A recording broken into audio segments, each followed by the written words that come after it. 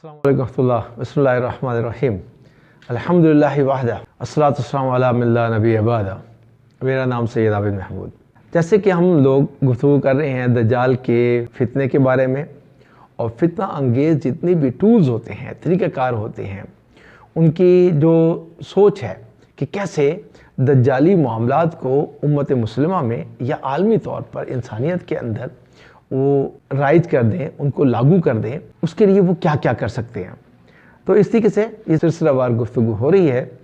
तो इसमें जिन अहबाब ने भाई पहले नहीं सुना, तो उनसे भी गुजारिश है कि वो इससे पहले की वीडियोस को ज़रूर सुन लें ताकि मामले की तह को समझ सकें। मीडिया क्या तस्करा हुआ था पिछली वीडियो में, अब उसमें क्या बात थी कि चंद अहबाब ने उसके मुतालिक बात की, तो उनके लिए भी अर्ज़ है और वैसे सबके लिए भी कि भाई मीडिया एक ऐसी चीज़ है कि जिसके ज़रिए से कोई भी गवर्नमेंट हो या कोई भी हुक्मरान लोग वो अपने मिजाज के मुताबिक अवाम के मिजाज को बनाते हैं। ये किसी भी हुकूमत का पांचवा सतून कहलाता है। तो अवामी मिजाज को बनाने के लिए मीडिया को इस्तेमाल किया जाता है। आप देखें, आज से 40 साल 50 साल पहले की बात है, और मेरा ख्याल है कि उस वक्त के जो बच्चे थे उन्होंने अपने बुज़ुर्गों से सीखा, जो कि आजकल बुज़ुर्ग हैं। अब देखने में ये बात आई कि भाई पहले वाले बुज़ुर्गों की तरतीब आजकल के बच्चों में नहीं है।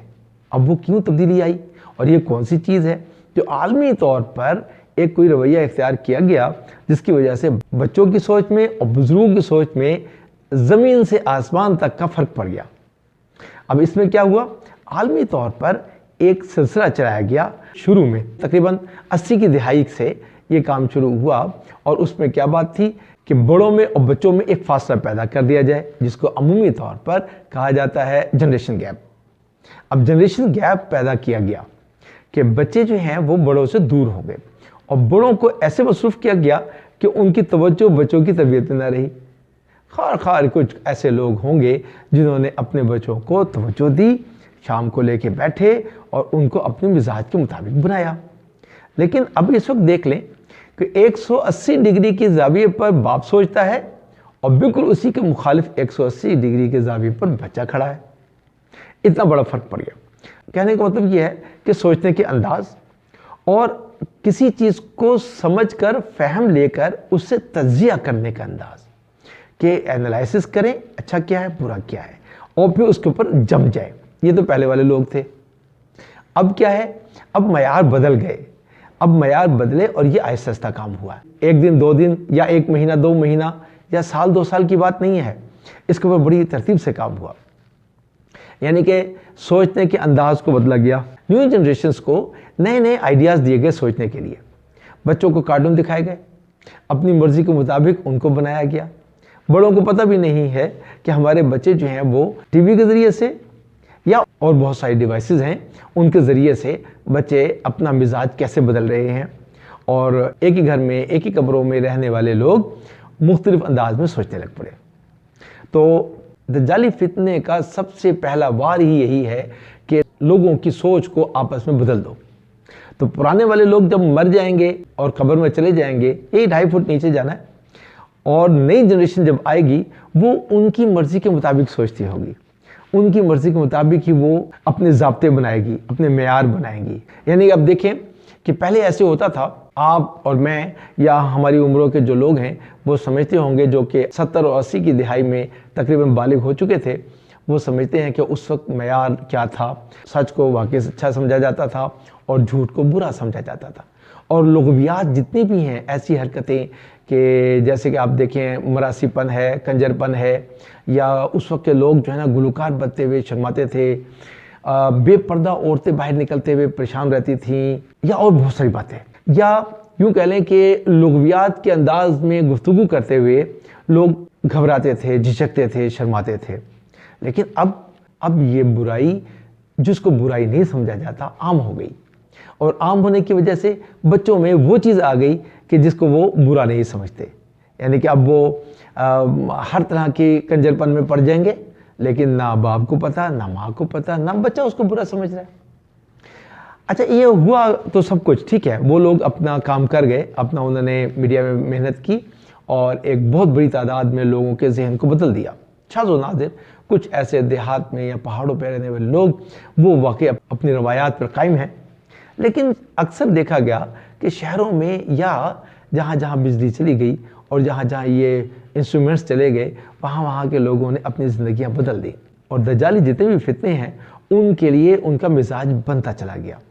اب سوچنے کی بات ہے کہ یہ کس کی ذمہ داری تھی کہ ایسے نہ ہونے دیتا، اور یہ کس کی ذمہ داری تھی کہ دجالی اس فتنے کے سامنے حکمت اور بصیرت کے ساتھ، جیسے کہ انہوں نے حکمت و بصیرت استعمال کی اور سوچا اور اپنی قربانیاں دی، محنت کی اور بہت بڑے طبقے کو دنیا کے اندر اپنا ہم مزاج بنا لیا، تو بھئی ہم مسلمان اور مومن کی فراست کہاں چلی گئی؟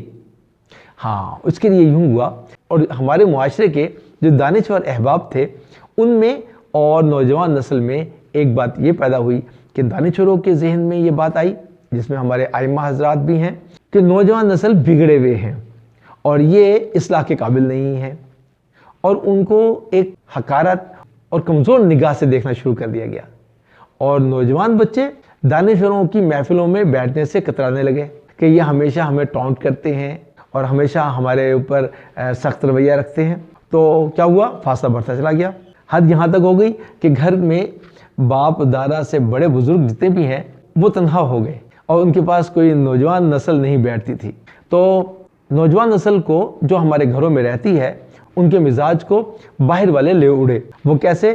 کہ گھر میں رہتے ہوئے باہر سے سوچیں اور باہر سے مختلف طریقے سے انداز ہمارے گھروں میں بغیر اجازت کے آنا شروع ہو گئے۔ موبائل پر کون کس سے کیا بات کر رہا ہے اور کس موضوع پہ بات کر رہا ہے اور کیا دیکھ کر کے کیا سوچ رہا ہے، کیا اس سے نتیجہ اخذ کر رہا ہے، گھر کے بڑوں کو بچوں کے بارے میں نہیں پتا۔ اچھا، یہ وہ غلطی ہے، یہ وہ معاشرتی ہماری کمزوری ہے جس پہ انہوں نے فائدہ اٹھایا اور ہم نقصان میں چلے گئے، اور بہت بڑی تعداد میں ہماری نسل ہماری طرح سے سوچتی نہیں ہے۔ کہ یوٹیوب کے اوپر جتنے بھی احباب جو کہ دینی بات کرتے ہیں، اخلاق کی بات کرتے ہیں، ان کو سننے والے کتنے ہیں، ان کے ویوز کتنے آتے ہیں، اور ان کو سبسکرائب کرنے والے کتنے ہیں، پسند کرنے والے کتنے ہیں، اور اس کے مقابلے پر لغویات کے انداز میں جتنے بھی ویڈیوز بنتی ہیں اور گالی گلوچ بھی ہوتی ہے اور بڑی عجیب عجیب گندی حرکتیں ہوتی ہیں، معیار اور اخلاق سے گری ہوئی حرکتیں ہوتی ہیں، لیکن ان کے ویوز کتنے بڑھ جاتے ہیں۔ اب اس سے کیا مطلب ہوا؟ اس سے مطلب یہ ہوا کہ ہمارے مسلمان اور خاص طور پہ پاکستان کے مسلمان یہ نہیں کہہ سکتے کہ ہمارے بچے یا ہم لوگ اسلام کو پسند کرتے ہیں۔ کیوں؟ کہ یوٹیوب سے معیار پتہ لگ جائے گا کہ بھئی پسند کرنے والے کون کون سے چینل ہیں، اور یہ بچے جو ہیں وہ انٹرٹینمنٹ کے نام سے کن کن چیزوں کو دیکھ رہے ہیں اور کن چیزوں سے بھاگ رہے ہیں۔ یعنی اسلام کی بات آئی، اخلاق کی بات آئی، اچھی چیزوں کی بات آئی تو اس کو تو کوئی نہیں دیکھا گیا، اس کی ریٹنگ گر گئی، اور جو اس کے مقابلے پر لغویات ہیں ان کی جب بات آئی تو ریٹنگ بڑھ گئی۔ اور بہت عجیب بات ہے، اس پر کوئی سوچنے والا نہیں ہے، اور کیا سوچ کر کوئی ایسا لائحہ عمل بنایا جائے، قومی سطح پر کوئی ایسا لائحہ عمل بنایا جائے کہ بچوں میں طلب پیدا ہو کہ وہ دوبارہ لغویات کو اور بری باتوں کو چھوڑ کر اچھی باتوں کی طرف راغب ہوں، اور یہ طلب یقیناً محنت سے پیدا ہوگی۔ اس کے لیے ایک آدمی کی قربانی کی بات نہیں ہے، اس کے لیے ہر ایک کو سوچنا ہے، ہر گھر میں سوچنا ہے، آپ کو بھی اور مجھے بھی۔ بولنے کو تو بہت ساری باتیں ہیں، میرا خیال ہے کہ آپ میرا پیغام سمجھ گئے ہوں گے، بہت سخت باتیں بھی ہوئی ہیں اس میں، لیکن بھئی یہ اب مجبوری ہے کیونکہ ڈور ہاتھ سے نکلتی جا رہی ہے۔ ایسے نہ ہو چند سال بعد یہ بچے ہمارے نہ ہوں، کیا ہم تو چلے جائیں گے اس دنیا سے، لیکن یہ بچے یہاں رہیں گے اور یہ شاید پھر یہ نام بدل کر کسی اور نام کی اور کسی اور مخلوق میں شامل ہو جائے۔ اسی طرح سے دجالی فتنے کی جتنے بھی معاملات ہیں اس کو ہم اجاگر کرتے رہیں گے۔ دجال کی شخصیت جتنی فتنہ انگیز اور ظلم پرور ہوگی اور اس کی ریاست بھی اتنا ہی نفرت انگیز اور فتنہ پرور ہوگی۔ تو فتنہ دجال کے بارے میں پہلا موضوع اگر اس کی بدی کا سرچشمہ ہے تو دوسرا اس کی برائی کا محور ہے، اور جو لوگ نیکی کے سرچشمے یعنی کہ کتاب اللہ اور سنت رسول صلی اللہ علیہ وسلم سے فیض حاصل کرنا چاہتے ہیں اور خیر کے مرکز یعنی تقوی اور جہاد سے جڑنا چاہتے ہیں، تو انہیں چاہیے کہ وہ ہر فساد اور شر سے واقف رہیں تاکہ بے خبری کے عالم میں کسی برائی میں مبتلا نہ ہو جائیں، اور خصوصاً وہ برائی جو کہ دھوکہ اور فریب میں مبتلا ہو، جس کی بنیاد धोखा और फरेब हो, सच को झूठ और झूठ को सच बताते हो। तारीकी का राज चाहने वाले लोगों के खिलाफ जब भी आप कोई बात करेंगे तो रोशनी के पैगंबरों की हदायत व नसीहत बयान किए बगैर आगे नहीं चल सकते। तो इसी तरह हम इन अक्सात में तारीकी के देवता और उसकी अंधेर नगरी के हवाले से जो कुछ भी कहेंगे, दज्जाल के लिए राह हमवार करने वालों के गैर इंसानी मुहम्मद के बारे में जो भी आगाही देंगे, पूरी कोशिश होगी कि वो हमारी मौसक मजहबियात की तस्दीक शुदा असरियात पर तदबीक के तनाजुर में हर लिहाज से बयान की जाए। तो इसलिए ये इंशाअल्लाह तारीकी का पर्दा चाक करके नूर की किरणों की तरफ लपकने में मुआविन साबित होगी। वो नूर जो ईमान रासिक से फूटता है और अमल साले से जगमगाता है, और जब दिल की दर्जों में उतर जाए तो ऐसी झूठी खुदाई का दावा करने वालों के दजल और फरेब में फंसने के बजाय ऐसे दावों को लपेटकर उनके मुंह पर मार देने की जुर्रत अता करना है। तो इससे पहले जो वीडियोस अक्सात दज्जाल के बारे में आई, उनके मौजू में कोई रब्त और तसल्सल कहीं था और कहीं नहीं था।